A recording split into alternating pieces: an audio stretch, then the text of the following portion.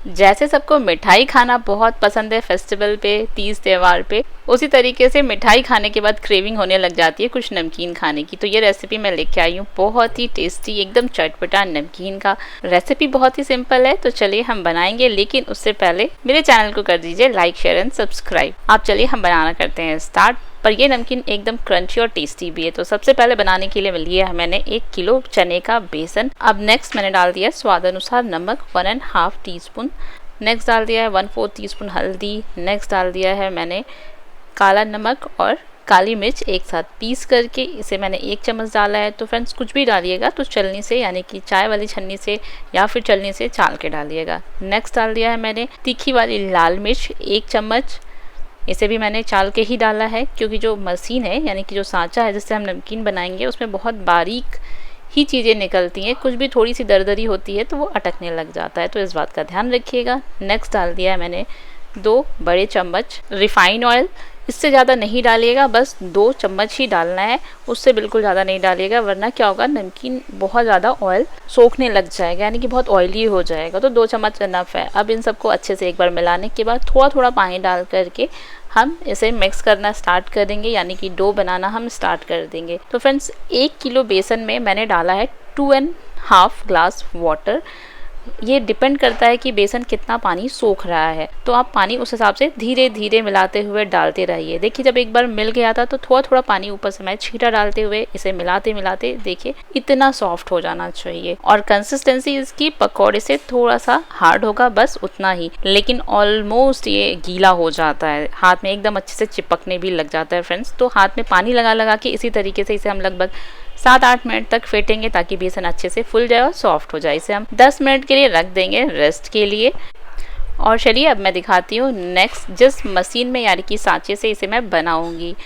इस सांचे से यानी कि इस मशीन से जो सेव बनेगी ना, बहुत ही एकदम बारीक बारीक वाला प्लेट लगा के हम बनाएंगे। इसमें बहुत सारे अलग अलग प्लेट्स आते हैं। देखिए ये सबसे छोटा वाला है। आप जिस भी साइज और डिज़ाइन का प्लेट लगाएंगे उस डिज़ाइन और साइज का नमकीन बन के तैयार होता है। तो बहुत ईजी है। ये ऐसे बिल्कुल घन के जैसा दिखता है। इसे हम खोल करके अच्छे से अंदर से ग्रीस कर लेंगे, यानी कि रिफाइंड ऑयल लगा लेंगे अच्छे से चारों तरफ। ऑयल ज़रूर अच्छे से लगाइएगा, तभी क्या होगा जो हम इसके अंदर बेसन डालेंगे वो स्मूथली निकल जाएगा, चिपकेगा नहीं, कोई भी परेशानी नहीं आएगी। और एक बहुत ज़रूरी बात फ्रेंड्स, इसमें कुछ भी आप ऐसा सोचेंगे ना कि बहुत बारीक है हम डाल देते हैं, क्या प्रॉब्लम होगा, कोई प्रॉब्लम नहीं होगी। लेकिन वो प्रॉब्लम आप तब फेस करेंगे जब आप बना रहे होंगे नमकीन। तो इसीलिए स्पेशल एडवाइस है, कुछ भी डालें तो उसे छान के ही डालें। इस मशीन को मैंने अच्छे से इसके प्लेट को इसको चारों तरफ से अच्छे से ग्रीस कर लिया है, तो ऐसा ज़रूर करें फ्रेंड्स। इस तरीके से जो नमकीन यानी कि जो सेव यानी कि भुजिया बन के तैयार होती है, उसे आप मल्टी यूज़ कर सकते हैं। आप अपने स्टाइल से कोई और नमकीन पे भी उसे मिक्स कर सकते हैं। इसे इसी तरीके से सिंपल बना के भी खा सकते हैं। अब 15 मिनट बाद जो हमने बेसन का डो तैयार किया था, इसे हम स्टफ़ कर लेंगे इसके सांचे में। बिल्कुल इसी तरीके से स्पून से स्टफ़ करिएगा फ्रेंड्स, आराम से हो जाता है। हाथ से करेंगे तो बिल्कुल चिपचिपा है, तो हाथ में बहुत चिपकता है। तो बिल्कुल इसी तरीके से भरने के बाद इसे हम बंद कर लेंगे मशीन को आराम से, और एक बार चेक कर लेंगे क्या ये आराम से निकल रहा है। तो बहुत आराम से देखिए निकलना स्टार्ट हो गया है। अब नेक्स्ट हम लोग बनाना स्टार्ट करते हैं सेव। तो उसके लिए सबसे पहले मैंने गरम कर लिया है वेजिटेबल ऑयल। इसे अच्छे से गरम कर लिया है। वेजिटेबल ऑयल यानी कि रिफाइंड ऑयल मैंने गरम किया है। जब एकदम अच्छा वाला हीट हो जाएगा हाई फ्लेम पे, तभी ये हम बनाना स्टार्ट करेंगे। और इसी तरीके से सांचे को गोल गोल घुमाते हुए हम सेव बनाएंगे। और अभी हम फ्लेम हाई रखेंगे। 1 मिनट बाद जब एक साइड से अच्छे से सिक जाएगा, तो इसे हम वापस से पलट करके दूसरे साइड भी सेकेंगे। जब दूसरे साइड सेकेंगे तब हम फ्लेम मीडियम कर लेंगे, लो नहीं करेंगे। इसे हम मीडियम टू हाई फ्लेम पे ही सेकेंगे। जब एक बार हल्की सी गोल्डन कलर दिखने लग जाएगी तो ये फ्राई हो करके एकदम रेडी है फ्रेंड्स। बहुत ज़्यादा डार्क कलर अभी नहीं करिएगा, क्योंकि निकालने के बाद भी ये गर्म होने की वजह से कुकिंग चलती रहती है, तो थोड़ा ज़्यादा डार्क हो जाता है। तो बिल्कुल इसी तरीके से जब दिखे तब आप इसे निकाल लीजिए। इसी तरीके से हम पूरे डो का सेव बना लेंगे। जब हम सांचे में एक बार अच्छे से स्टफ़ करते हैं फ्रेंड्स, तो उसे हम 2 बार में छानते हैं, बिल्कुल इसी तरीके से। ये है एक बार, और अब हम बाकी का जो हाफ बच गया है सांचे में उसे हम दोबारा भी छान लेंगे, बिल्कुल इसी तरीके से। तो पूरा जो 1 केजी जो हमने तैयार किया है उसका हम बारी बारी से इसी तरीके से छान करके सेव तैयार कर लेंगे। एक बार में पूरी मशीन में जितना बेसन अटता है यानी कि डो अटता है, एक बार में नहीं करिएगा, ओवरलोडेड नहीं करिएगा। ओवरलोडेड हो जाएगा अगर तो नमकीन खिल के अच्छे से नहीं बनता है, इसलिए हाफ हाफ करके ही करिएगा, तभी ये अच्छे से तैयार होता है। एक तरफ लगभग 2 मिनट तक सिकने के बाद वापस से इसे पलट के फ्लेम लो करके इसे हम दूसरी तरफ भी फ्राई कर लेंगे। अब ये एकदम अच्छे से फ्राई होकर के है रेडी। थोड़ा सा रुक जाइए, जो एक्स्ट्रा ऑयल है वो झड़ जाए। इसे हम प्लेट में पहले रखेंगे, जब प्लेट में भी थोड़ा एक्स्ट्रा ऑयल जो है निकल जाएगा, फिर इसे हम दूसरे बर्तन में यानी कि दूसरी जगह ट्रांसफ़र कर देंगे। देखिए फ्रेंड्स, मैंने ढेर सारा तैयार कर लिया है, तो पूरे 1 केजी बेसन का सेव बन के है तैयार। कढ़ाई में फ्रेंड्स ऑयल भी थोड़ा ज़्यादा रखिएगा ताकि ये आराम से फैल करके छन जाए।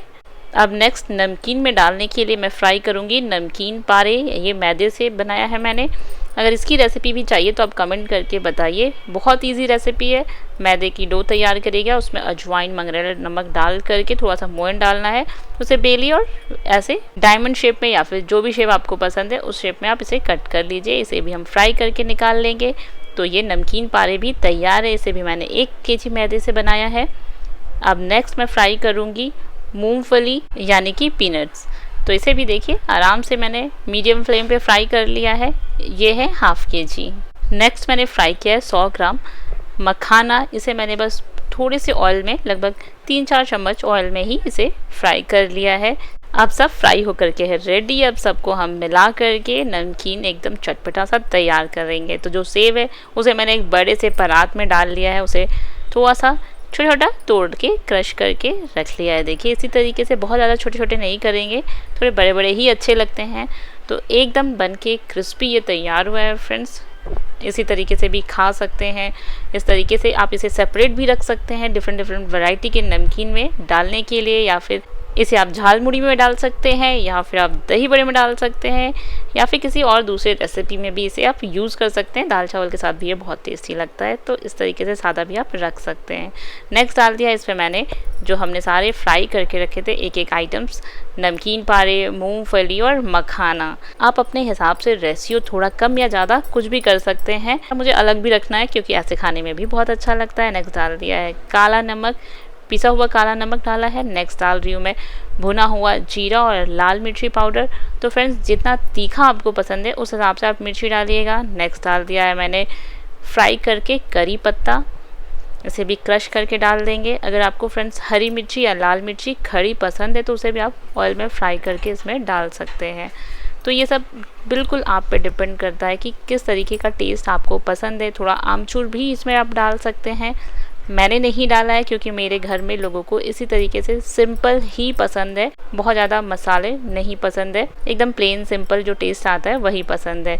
मसाले वाले नमकीन तो मार्केट से मिल ही जाते हैं, इसलिए सिंपल वाला खा के बहुत अच्छा लगता है। तो ये है एकदम तैयार खाने के लिए। फ्रेंड्स ज़रूर बनाइए, खाइए। इसे बच्चे भी बहुत आराम से खाते हैं और हमें टेंशन भी नहीं होता है क्योंकि इसे मैंने घर पे बनाया है। क्योंकि मार्केट का नमकीन जब हम लेके आते हैं तो बच्चे प्लेट भर भर के खाते हैं, चाय में चाहिए, नाश्ते पे चाहिए, खाने पे चाहिए। तो क्यों ना हम इसे घर पे ही बना लें एकदम इजी स्टाइल में। इसे आप सेपरेट भी खा सकते हैं और डिफरेंट मसालों के साथ मिक्स करके भी डिफरेंट टेस्ट भी दे सकते हैं इस नमकीन को। तो रेडी है ये स्पेशल सी नमकीन। खाइए, खिलाइए, रहिए हेल्दी। मिलते हैं मेरे नेक्स्ट रेसिपी में। Till then bye bye, take care.